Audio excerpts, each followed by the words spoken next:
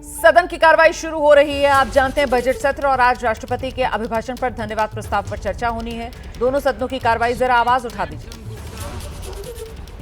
Is currently in his 5th term in Rajya Sabha since April 2020. माननीय सदस्यगण, एक minute.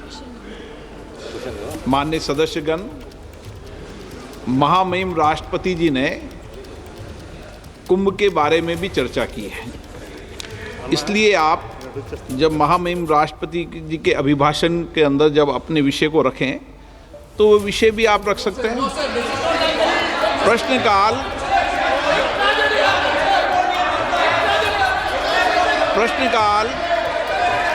प्रश्नकाल सबसे महत्वपूर्ण समय होता है, माननीय सदस्यों का समय होता है और बहुत प्रयास करने के बाद माननीय सदस्यों का प्रश्न आता है, सरकार की जवाबदेही भी तय होती है। इस महत्वपूर्ण विषय पर कई बार चर्चा हो चुकी है और मैं आपसे कई बार आग्रह कर चुका हूं, माननीय सदस्यगण कम से कम एक व्यवस्था बना लें, एक व्यवस्था बना लें कि प्रश्नकाल के अंदर कभी भी विषय को नहीं उठाने दिया जाएगा। जब मैं आपका स्थगन को अलाउ नहीं करूं तब विषय उठाया करो। कभी हम संसद की व्यवस्थाओं को तो बनाएं ना।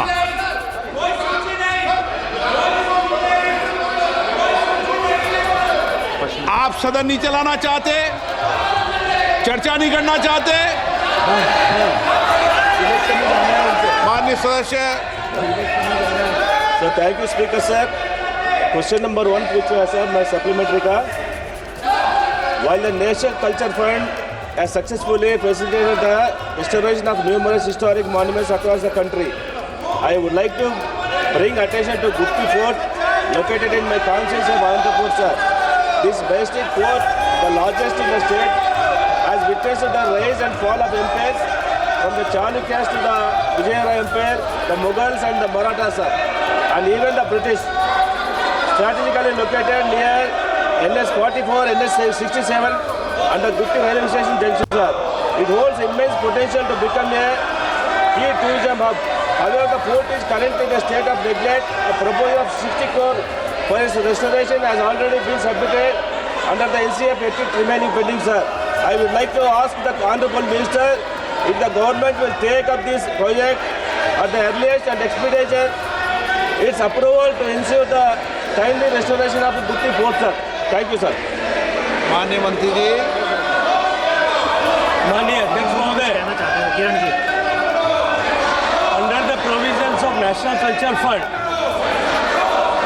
the financial arrangements are being done by the donations what we receive or the money what we receive as a contribution from the companies and PSUs through CSR. So primarily and predominantly, the funding agency, they take a call and give us the priority. We have already enlisted 150 projects on the website of NCF. The said project which Honorable MP wished to ask is also part of that. It has been depicted on the website. Whenever adequate funding will be agreed by any of the PSU or any of the company who is giving CSR and on the priority, we will certainly consider this. So thank you, Honorable Minister, sir. However, I would like to bring to your attention that the issue extends beyond Gupti Fort alone, sir. There are 20 other proposals from Andhra Pradesh that are also awaiting approval under the National Culture Fund for the preservation, protection and promotion of the historical monuments, sir. Honorable Speaker ji, it is concerning to note that in the last 5 years, not a single project from Andhra Pradesh has been approved under the NCF. I kindly request the Honorable Minister to provide clarity on the reason behind the delay in closing these proposals and the steps being taken to ensure their timely approval and restoration, sir. Thank you, sir.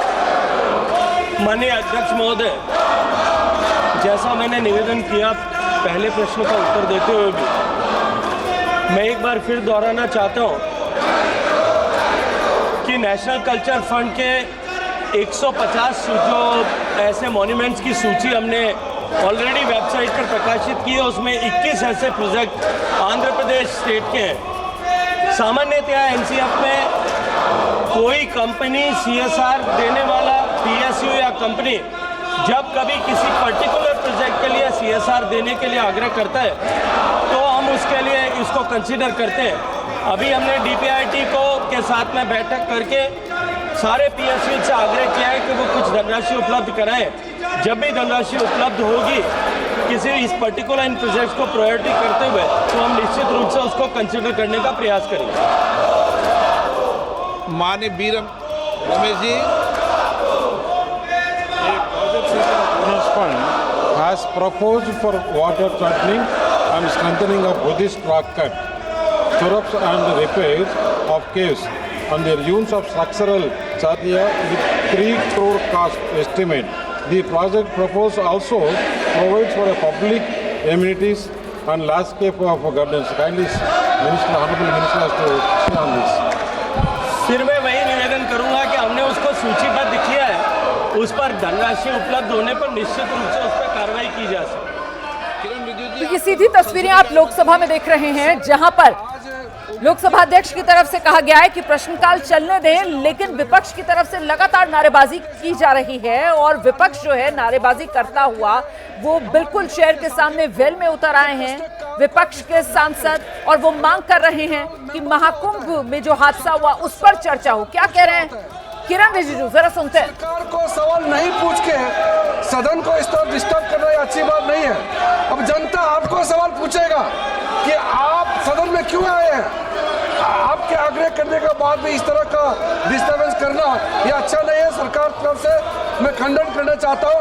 बाकी जो भी बोलना चाहते हैं वो राष्ट्रपति का अभिभाषण पर सब बोल सकते हैं।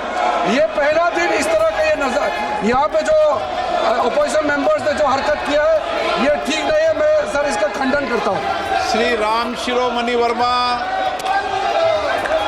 प्रशांत पोडले, मल्लू रवि।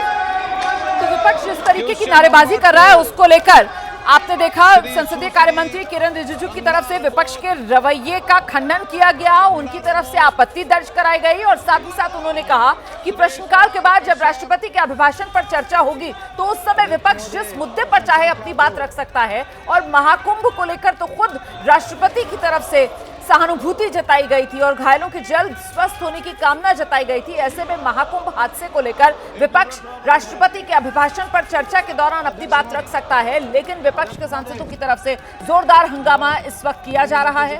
महाकुंभ में हादसे पर लोकसभा में जोरदार हंगामा, नारेबाजी की जा रही है। विपक्षी सांसद जो हैं वो स्पीकर के सामने जो वेल वाला एरिया है लोकसभा में वहां पर पहुंच चुके हैं और विपक्ष मांग कर रहा है मरने वालों की सूची जारी करो। ये वो नारे हैं इस वक्त जो लोकसभा में गूंजते हुए सुनाई पड़ रहे हैं। जरा फिर से सुनते हैं लोकसभा में इस वक्त किस शोर शराबे के बीच कार्रवाई आगे बढ़ रही है। मैं माननीय वित्त मंत्री जी का धन्यवाद करना चाहूँगा कि जो बजट आपने प्रस्तुत किया है इस देश को एक नई दिशा और दिशा देने वाला बजट है और देश के विकसित भारत के संकल्प को पूरा करने वाला बजट है। मैं आपके माध्यम से माननीय मंत्री जी से जानना चाहता हूँ कि क्या कॉरपोरेट कर की दरों में कमी से निजी क्षेत्र के निवेश में प्रभावी वृद्धि हुई है और अगर ये वृद्धि हुई है तो कितनी वृद्धि हुई है, किस हद तक वृद्धि हुई है, मैं माननीय मंत्री से जानना चाहता हूँ। अध्यक्ष जी, मैं आपके माध्यम से सदन को अवगत कराना चाहता हूँ कि घरेलू कंपनियों को वैश्विक स्तर पर प्रतिस्पर्धा बनाने के लिए, नए निवेश को आकर्षित करने के लिए और रोजगार के लिए अवसरों को उत्पन्न करने के लिए कुछ विशेष कंपनियों को टैक्स में छूट दी गई। इन टैक्स छूटों में देश की आर्थिक गतिविधियाँ और बढ़ी हैं। उदाहरण के तौर पर अगर देखें तो विनिर्माण क्षेत्र में कंपनियों की संख्या के निर्धारण पर 2022-23 में जहां 2,838 से बढ़कर निर्धारण वर्ष 2024-25 में 3,644 हो गई है। साथ में स्टार्टअप की संख्या में भी लगातार बढ़ोतरी हो रही है और टैक्स पेयर की संख्या भी लगातार बढ़ रही है और टैक्स कलेक्शन भी लगातार बढ़ रहा है। इन्हीं सब का परिणाम है कि 2014-15 में हमारी अर्थव्यवस्था 10वें स्थान पर थी, अब वो विश्व की 5वीं सबसे बड़ी अर्थव्यवस्था बनकर के उभरी है। Honourable member Shri N K. प्रेमचंदन जी, एन.के. प्रेमचंदन जी, आप मुझसे कहते हो मुझे महत्वपूर्ण सवाल पूछना है, सीट पे नहीं बैठते हो, ये तरीका ठीक नहीं है आपका। Please Shri Kirti Azad ji.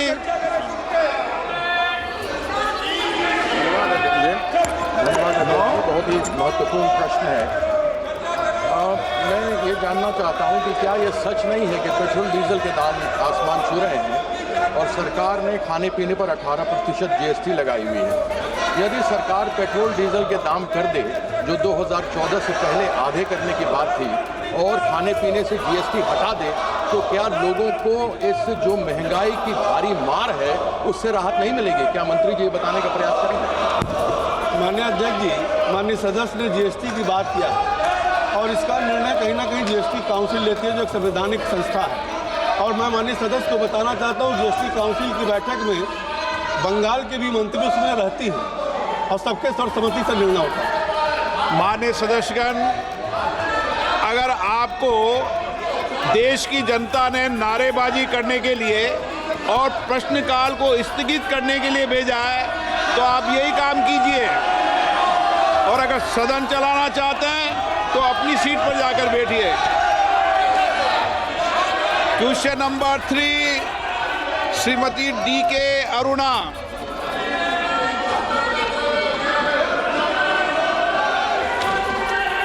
Question number 3। तो 11 बजे से सदन की कार्रवाई शुरू हुई है। 11:13 समय हो रहा है और पिछले लगातार 13 मिनट से विपक्ष की तरफ से हंगामा जारी है। सदन की कार्रवाई आगे बढ़ाने में लोकसभा अध्यक्ष ओम बिरला जुटे हुए हैं। प्रश्नकाल जो है उसको आगे बढ़ाया जा रहा है और वहीं कुछ विपक्षी सांसद लगातार नारेबाजी कर रहे हैं। हंगामा बरपा है, लेकिन सरकार की तरफ से कोशिश ये कि सदन की कार्रवाई में किसी तरीके का कोई खलल ना पड़े और सदन की कार्रवाई आगे बढ़ती रहे। और फिलहाल विपक्ष की नारेबाजी के बीच सदन की कार्रवाई आगे बढ़ रही है। विपक्ष की नारेबाजी का मुद्दा जो महाकुंभ में हादसा हुआ उसको लेकर पहले चर्चा की मांग विपक्ष कर रहा है।